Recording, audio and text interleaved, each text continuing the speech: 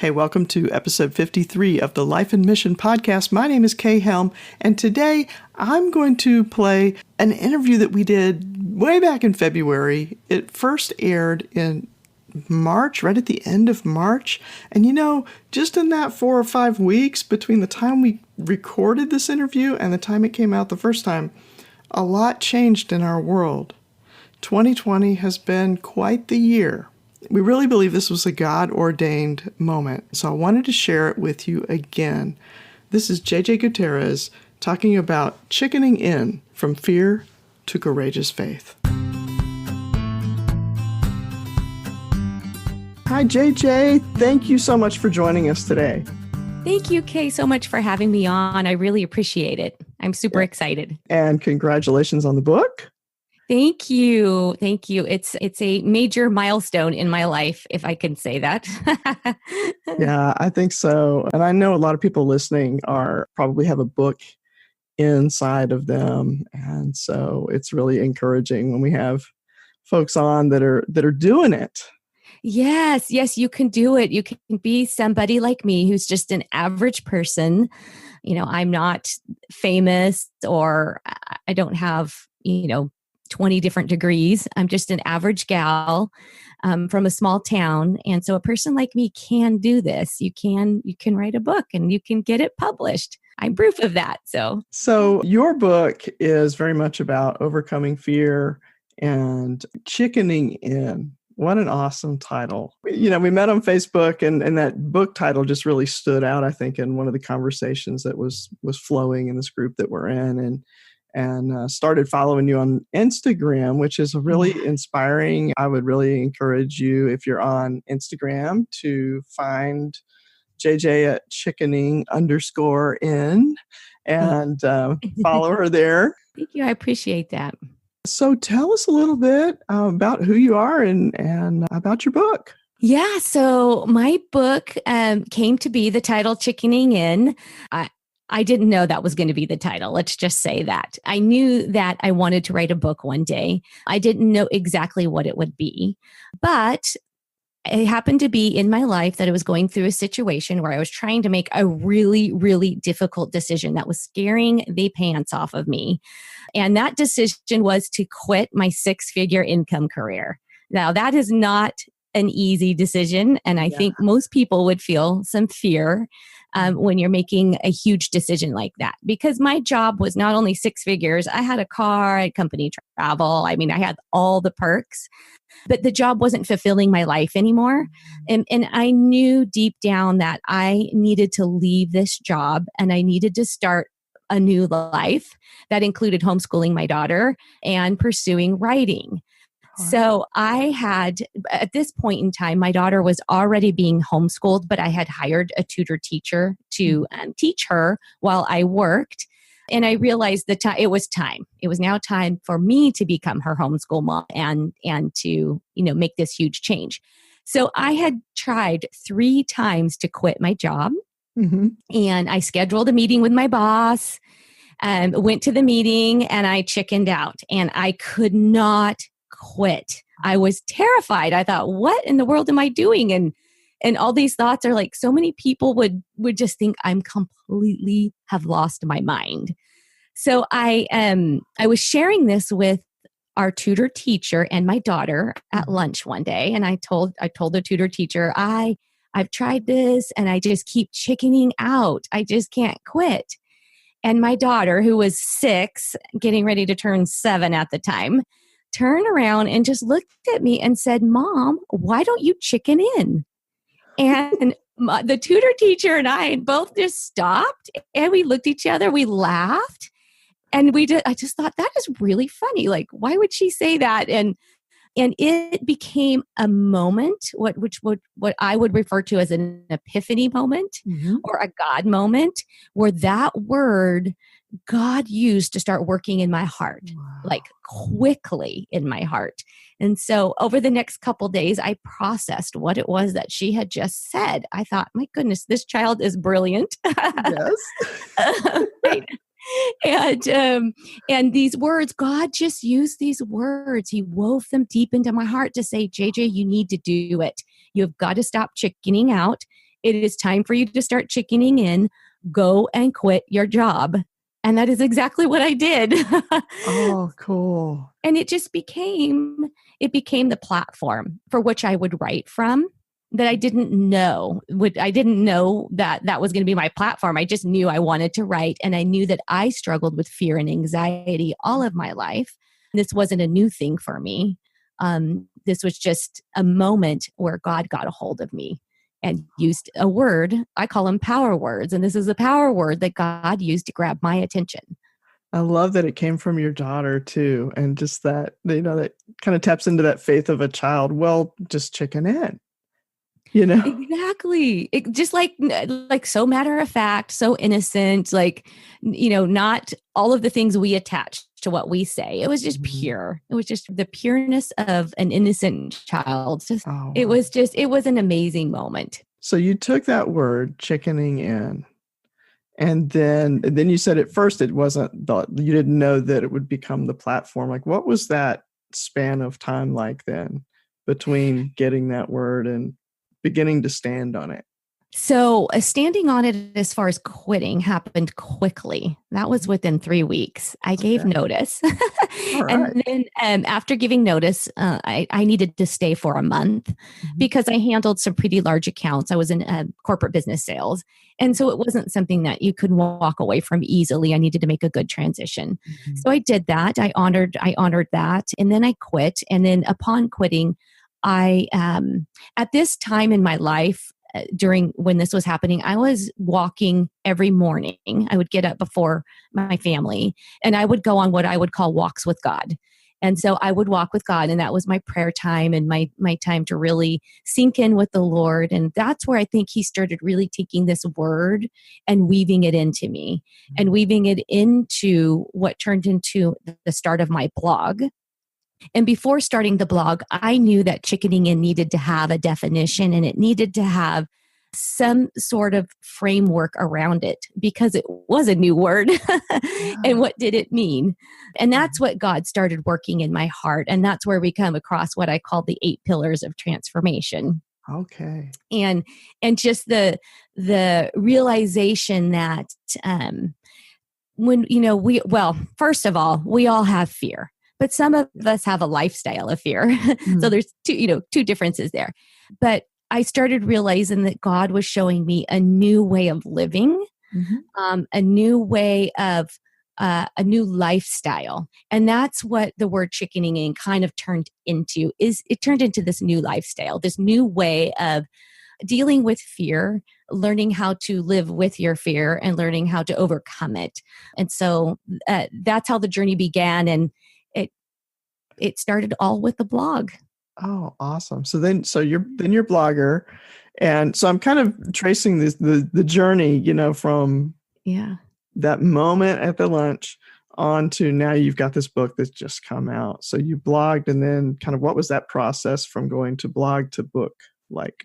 Yeah. So blogging was a very interesting journey for me because it was my first step into the writing world, aside from writing in the corporate world, because I wrote business plans and things like that in the corporate world. Those are really different from a blog. Yeah. Yes. So it was a real huge step of faith. Yeah. And it was another huge chickening in moment for me, to hit that publish button on the blog and to put myself out there. And I had a big learning curve. God had still a lot of work to do in my heart. Start building my confidence, helping me to communicate the things that he was teaching me in written format. And so I think looking back, all the steps were very necessary to get me to the point of writing the book.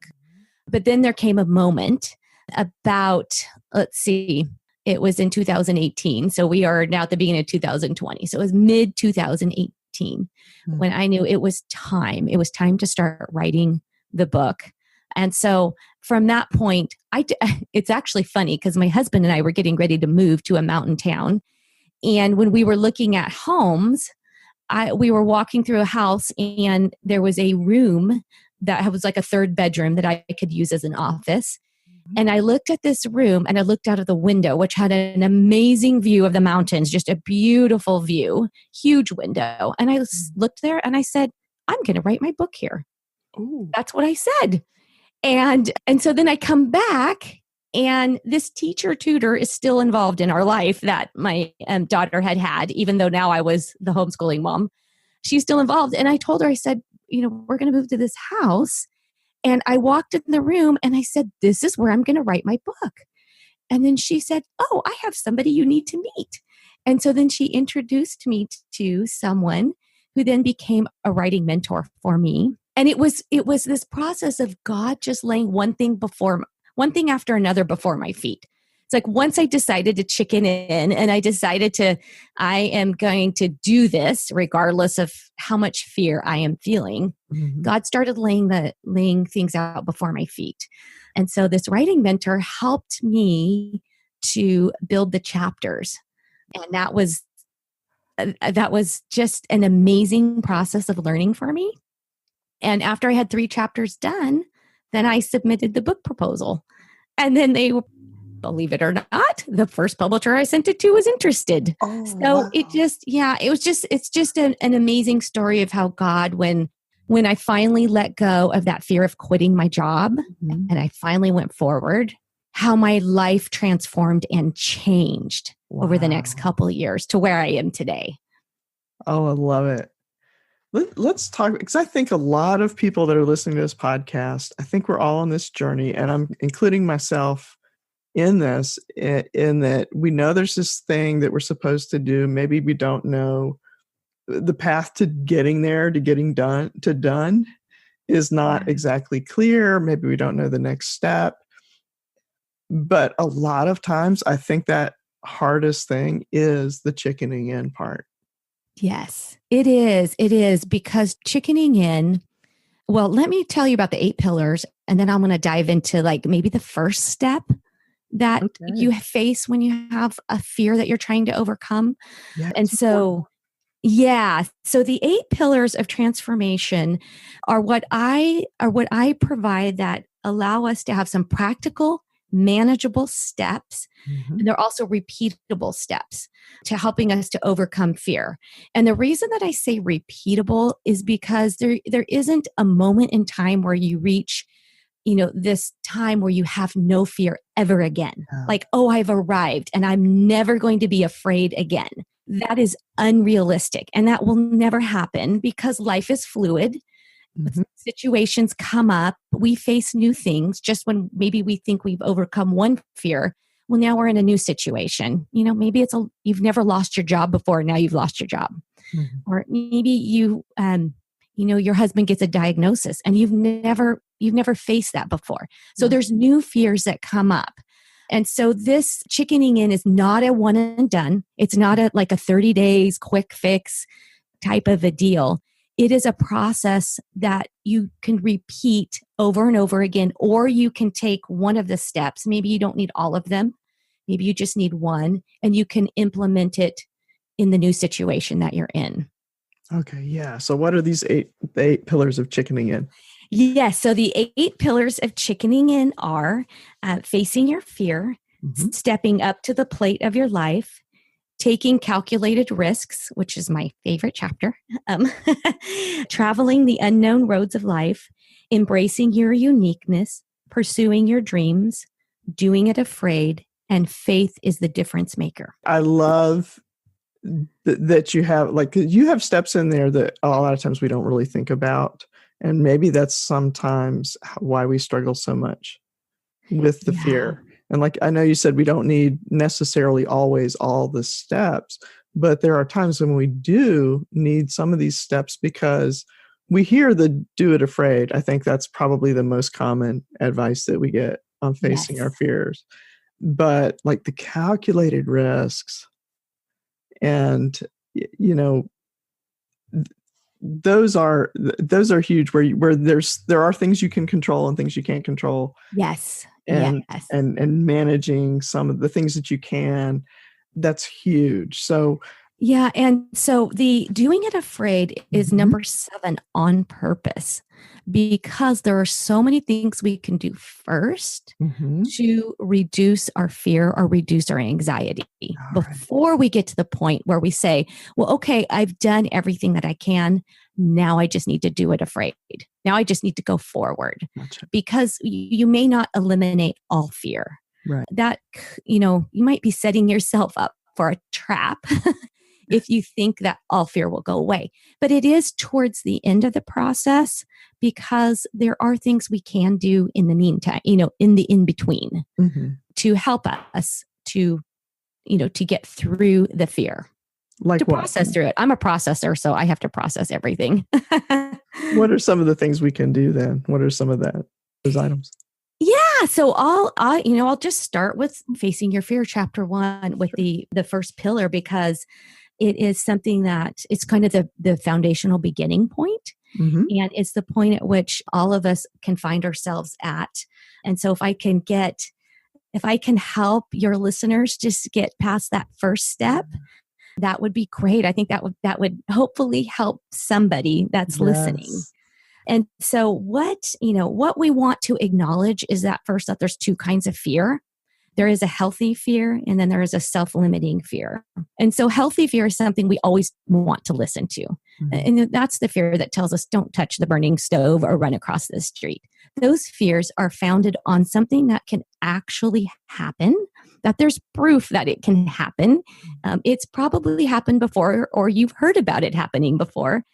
And so the thought that it is possible you could get hit by a car if you run across the street, a busy street, that is a reality. That's a truth. And so we are not talking about healthy fear in this book, about overcoming healthy fear, because we don't want to overcome that. That would be dangerous. So the fear that we are talking about is self-limiting fear. And that is fear that is not based on evidence that any harm will happen, but it's produced in our thoughts, and it's founded and made up on false and or exaggerated possible outcomes. So Mm. it's the fear that grows in our mind. Okay. That is the kind of fear. It's in our imaginations, and it's probably based on our insecurities as Mhm. well. And so that is the fear that we want to overcome. That's the fear we want to challenge and that we want to change. And so, like when I was quitting my job, I had all these fears of, I'm not going to be good enough anymore. I'm not going to be significant. I'm not going to be providing income. So I'm not going to be valuable. I'm not going to have any income. I might end up homeless. I mean, like my mind went to all of these places, Yeah. that were that self-limiting fear that was keeping me trapped in the job that I knew I needed to leave, because it was actually becoming toxic for me. Wow. So I Yeah. knew I needed to leave it. Yeah. Because I think we do that a lot of times because it feels safer somehow, even if it really isn't, to hang on to the thing that's familiar. Yes. Yeah. It is so true. And that's a lot of times why I found myself trapped in fear, Mhm. is just because it's what I knew. And for some reason, I don't know why, but it feels safe. It feels safe to stay in the fear, because what the outcome's going to be. You're not going to go forward, right? You're Yeah. not going to face that thing. So I guess you have the comfortability of knowing you're going to stay where you're at, even if it's where you don't want to be. Yeah. Yeah. I think So we all do that. And like there's different areas of our lives where we'll allow that to happen and other areas where we won't allow that to happen. It's kind of yeah. interesting. And I think to some extent, I really think we all do that at some point with some part of our lives. Yeah. Yeah. I agree. I agree. And it's interesting, because what I've learned is that we actually have a relationship with fear. Mm. So I like to think of fear as something separate from myself, as a separate, almost like a separate person or a separate voice, something that you actually dialogue inside yourself with. It's having an internal conversation. And that's the first step to really facing our fear, is looking at the internal conversation we are having with ourselves. It doesn't even have to be with anybody else. This Mhm. could exist 100% inside your mind. And that's where most of my fear has resided, is in my mind. And so that's what I'd like to challenge us to do, is let's look at What kind of things does fear tell us? I've learned 5 things that fear has told me, and how fear has restricted my life. And then how can we change that conversation? Instead of having a conversation with fear, we want to turn that conversation to having a conversation with God. And that is the key. That's the key differentiator. Okay, so these are the 5 internal conversations. Yeah, so what I'll do is I will tell you what all 5 are, and I'll give you some of the phrases that are clues that is what fear is telling you. Like if you hear these things being said to you, then this might be the part of fear that you're struggling with, or the part of what fear is telling you. So fear will often tell us to run. And when it tells us to run, it'll look like this. It can say, get away fast. It's not safe to risk. You might fail, and your failure will bring shame. What will others think of you? Go now before you embarrass yourself. You don't have what it takes to do this, so run while you still can. So it's that feeling of like, gosh, I can't do this. I'm going to completely go the opposite way. I'm going to run away from this thing that I want to do or that I want to face. And what's interesting about fear is that it knows exactly what to tell you, and it's very personal. It is. Your fear knows exactly what buttons to push for you. Mm-hmm. That's so true. Yes. So, and the next one is lie. And fear can tell us to lie, and it will look like this. The internal voice may say, don't let anyone see the real you. The truth isn't good enough, so lie to make yourself look better. Avoid rejection by being dishonest about your likes, dislikes, faith, or true self. And how often I've been caught in that situation where I didn't think I was good enough. And so I didn't want to be truthful about what I really thought or what I really felt because I was afraid. And that can be so subtle too. Yes. Yeah. It can. And, if you think about Sarah, when God was telling her she was going to have a baby, and she laughed. I don't know if you remember this part in the Bible. It's in Genesis 18:15. And she giggled to herself. So it was not out loud. It was to herself. But God heard her. And God asked Abraham, why did Sarah laugh? And Sarah, she was so afraid that she denied that she laughed. But she denied that. And it makes me think about, myself and how easy it is for me to do that as well. Where you just, you want to deny, but you can't hide it from God. God knows. That's right. God knows what we're really thinking. And anyway, so then the next one is panic or worry. So fear will cause us to panic, and it can sound like this. Your thoughts will go to worst case scenario, and they will run frantically through your mind with things like, what if I lose my job? What if I can't get another job? What if we lose everything? What if the test result is cancer? What if it's terminal? What if I'm not strong enough to go through this? What if I fail? It's the what if that will take over when you start heading towards panic or worry. And it will over exaggerate the negative possibilities and undervalue anything that's positive that can come out of it. And it'll run off. Worry can go way down a road that when you look back at it, you go, wait, what? How did I believe that? Yes. It goes some wild places. It does. It really does. And it's all in our mind. Yeah. It's all in our thoughts. Like there isn't another person sitting there cheering you on with worrisome thoughts. It's happening inside of you. So, what we want to do is we want to focus on God and not focus on all our fear-filled anticipations or what ifs. Right. And then number 4 is give up. A lot of times fear will just tell us to give up. And it'll sound like this. I've tried, but I haven't seen any fruit. I'm tired and I'm worn out. Maybe it's time to call it quits. What's the point of just continuing? It's a waste of time and energy. Was God really involved in this plan, it's too hard. It's time to turn back. And so what I've noticed about giving up is usually giving up happens more like when you're in the middle of something. Like you've already taken a step out and now you're wondering, why did I do this? And there's this all consuming fear and this conversation going on inside of yourself, telling yourself to give up, that this was not what you were supposed to do. You made a mistake. Turn the back. second guessing and the Exactly. yeah. Yes. Yeah. And you know how often that happens. And it even happened to me after I quit my job. I started thinking, oh my goodness, did I just make a huge mistake? Do I need to go back to my boss and like say, sorry, can I get my job back? You know, and that's just fear being a bully and trying to get us to go back to kind of put us back in our place. You know, and then the last one is do nothing. And, you know, we sometimes, you know, getting started, it's like you had mentioned, I think earlier, like getting started, sometimes it's the hardest thing to do.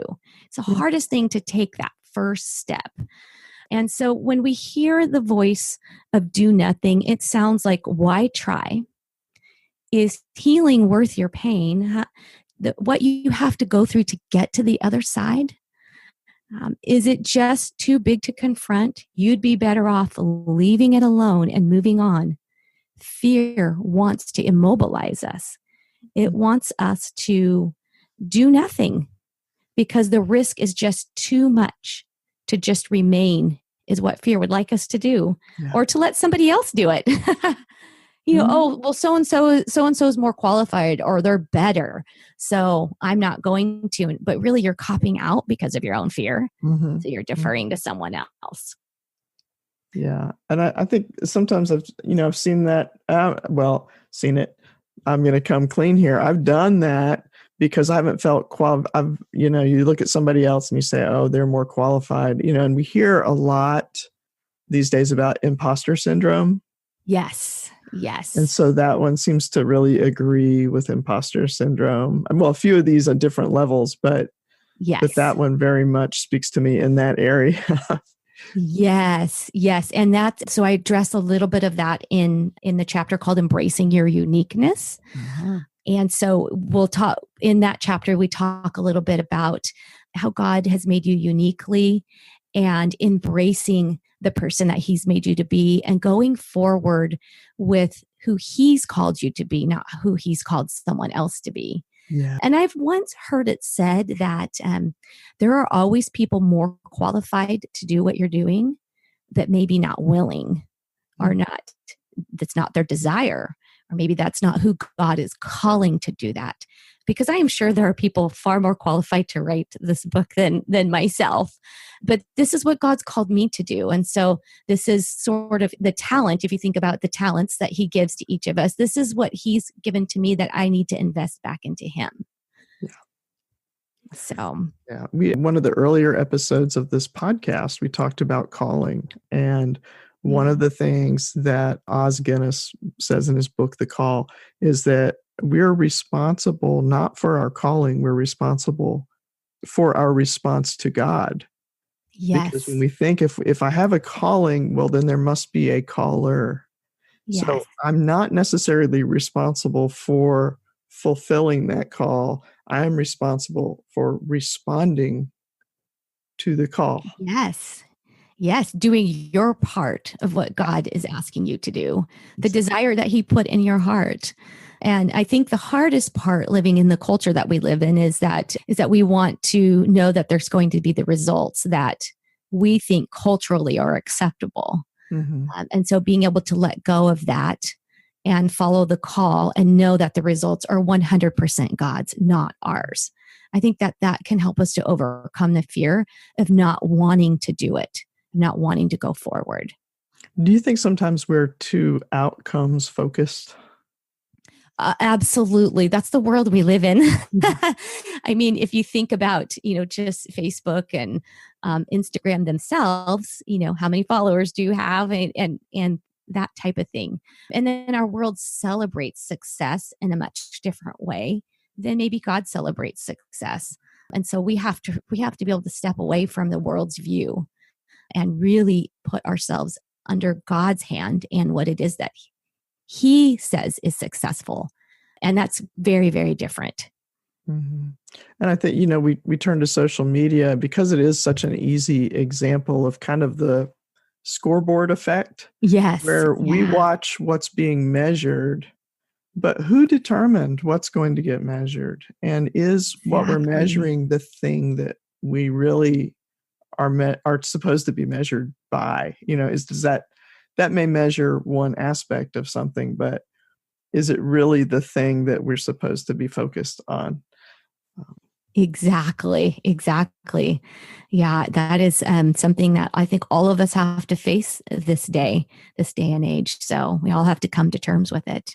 But I think what's really important just when it comes to these conversations with fear is learning how to change that conversation. Yes. And that's what I want to leave with, with your listeners today, is that there is hope for these conversations. Mm-hmm. And the hope isn't in entertaining the fearful conversations between you and the fear.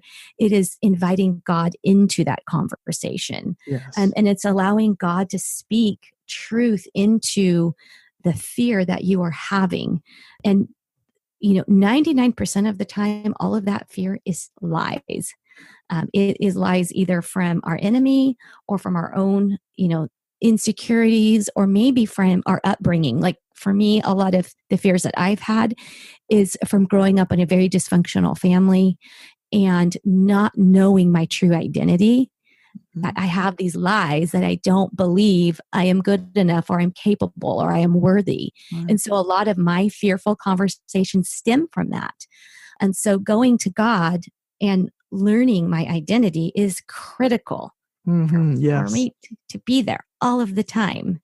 And so what I'd like to share with you is just some of the ways in which talking to God can change that. In the book, I talk about 3 different people in the Bible where we can learn from their conversations. And one of them is Jeremiah. And so I'll just quickly share with you Jeremiah. Yeah.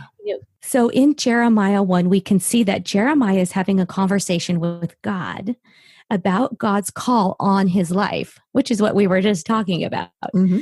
And Jeremiah's call was to be a spokesperson to the world. But Jeremiah was afraid and he was concerned. But the key here is that even in his fear and in his concern, he continued to dialogue with God. Mm-hmm. He didn't stop talking to God. And I think often when we're afraid, we will stop talking to God because we think either it's wrong or it's inappropriate, or we just get overconsumed and we forget. And I think that that's really important for us right there. We can stop for a moment and sit on that for a moment, that even in his fearfulness, he didn't stop talking to God. And I think for me, and maybe for some of your listeners too, that's the stopping point. Like once you start feeling afraid, you stop talking to God. And either we get consumed by our fear, we get overwhelmed by it, or we think that it's inappropriate to continue talking to God about it, as if we should not have any fear in order to be able to talk to God about things, which is so untrue. That is just a complete lie from the enemy, that we should not talk to God in our fearful moments. And so through that, we can see that Jeremiah, he continues to talk to God, and he says, I can't speak for you. I'm too young. And that's in Jeremiah 1:6. It was through coming clean with God about his fear that God encouraged and strengthened Jeremiah with the promise that he would be with Jeremiah and that he would take care of him. And so rather than listening to our fear, God told Jeremiah to rise up and that God would be there with him every step of the way. So if you can see how there was this interaction going on in these few verses where Jeremiah was afraid, but he continued to talk to God. And in that conversation, God was able to encourage him and strengthen him to overcome that fear. Yes. And that's really what we want to do with our conversations with our fears. We want to bring God into that conversation. We want to have that conversation with him. And in doing that, we have the ability to decrease our fear as Christ is increasing in us, Yes. our fear starts decreasing. And what, I kind of liken this to, think about different people in your life. You can probably categorize people as being a person who has a positive influence on your life, a person that has a negative influence on your life, or somebody that's just kind of neutral. They don't really impact you either way. What we want to do is when we start to face our fear, we want to neutralize fear. We don't want fear to have that negative impact on us. We want to neutralize it. When we start to increase our faith by having conversations with God, that's what happens to our fear, is it goes from being negative, it starts to get neutralized. And as we start having that conversation with God, then our faith starts to grow and it starts impacting us on the positive side. Yes. So we're kind of doing this reversal effect. And so, what I can tell you is as you start to say, fear tells you to run or flee, faith in God tells you to stay, face your fear, and know that God is with you. Or fear can, when it tells you to lie or cheat, God says, always stand in truth. When fear tells you to panic or worry, faith in God tells you to remain calm and steadfast in God's promises. When fear tells you to do nothing, faith in God says, move forward, pray, and take action. When fear tells you to cower or give up, faith in God says, rise up in the strength of the Lord and refuse to quit. So see how when we bring God into the conversation, how bringing him in can change the movement of our feet from staying stuck in fear to moving forward. It can literally cause our feet to move forward so that we can make decisions that will lead us to start overcoming that fear. Yeah, so it helps us to flip the script. And there's a passage in Exodus where God talks to the Israelites about how he's going to bring them into the promised land, but he starts by saying, I'll fight your battles. Yes. And then by the end of the chapter, he's saying, and then you will defeat your enemies. And it's a process, but it starts where I'm not strong enough to face my fear alone. So I take it to God. Yes. I mean, not that we ever, totally go, okay, God, I don't need you anymore. It's not that we come to that point, but that's part of what the faith is, that I understand I'm not strong enough for this. Yes, exactly. And it's the part of the faith is just being able to have that conversation with God.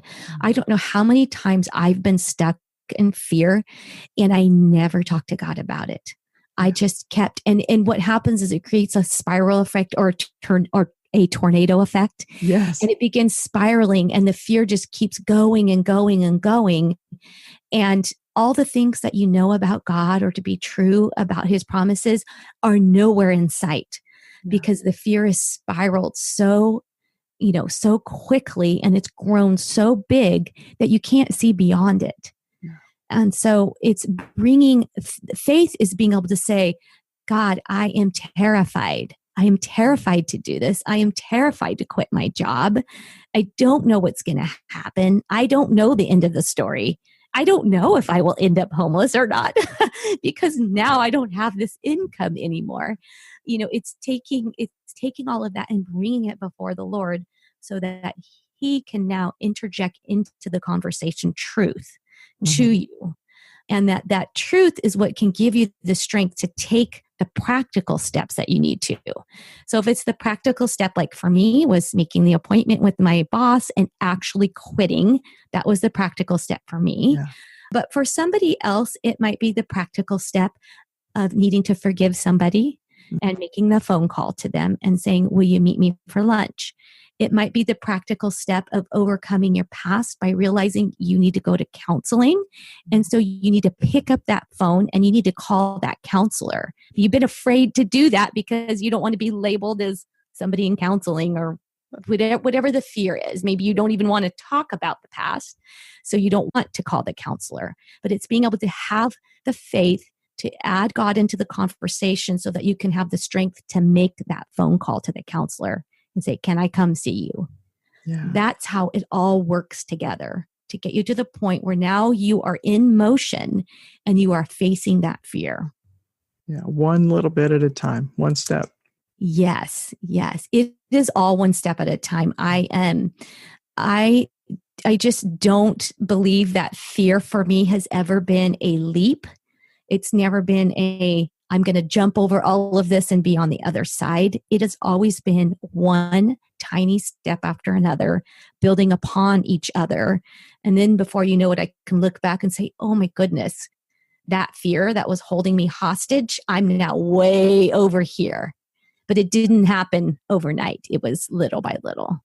And when you're in the midst of it, I think too, we don't even see the change happening until we've taken so many steps that it's kind of like when you're in the water in the ocean and the current has, you look out straight to the beach and you're like, wait, where's my family? Oh, they're down that way. I didn't realize I'd been carried this far along the beach by the currents, but then you realize how far you've gone. Exactly. And then that's what happens on the reverse side with fear. Yes. Isn't that kind of funny? It does. Yes. So we want to be going the other way. We want to be facing our fear. We want to be moving forward. And that really is what chickening in is. Yeah. Because if you think of how many times in your life you may have said, I chickened out, or, no way, I can't do that. I'm too much of a chicken. That really is what chickening in is it's the opposite. It's going towards that thing that you really want to do or need to do that is scaring you to death. So instead of saying, I'm chickening out, you start saying, I'm chickening in. And for some reason, there is power in that word when you say it. And I just couldn't help but share that word with everyone, because it's not a word just for me. It's not a word that my daughter just said that was for me. It is a word that everyone can use to just sort of do a mind shift, do a quick mind shift. Oh, chicken in. Like, yes, I can do this. There is a verse in Psalm 8 that says, from the lips of children and infants, you have ordained praise because of your enemies to silence the foe and the avenger. Oh, that is so good and so appropriate. That's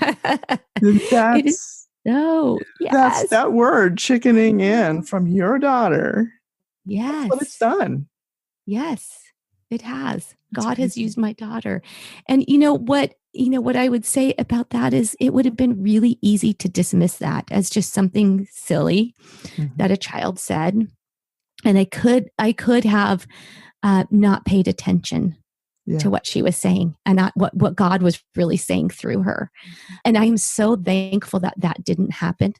And I'm so thankful that I was walking with God during that time and that I was really seeking him because it is from the mouth of a child that he has brought all of this to come to be and changed my life, transformed me, literally transformed my life. I am living a completely different life. Now, I would not say I still don't have fear, because that's not true. That's unrealistic. But I am a different person, and I am on a way different path than the life that I have been living.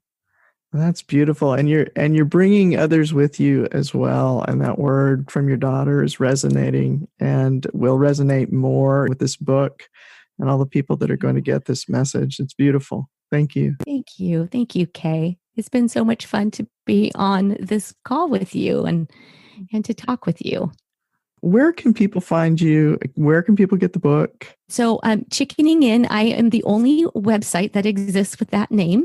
So you can go to, chickeningin.com, Facebook and Instagram. I'm the only person with a name, anything like that, as well as the book is available on Amazon and Barnes and Nobles, and an audio. It'll be on Audible soon. I don't think it's going to be available, right now, but it's coming soon. Okay, great. So we'll keep an eye out for that. And as usual, we have the links to JJ's site and to get the book from the show notes.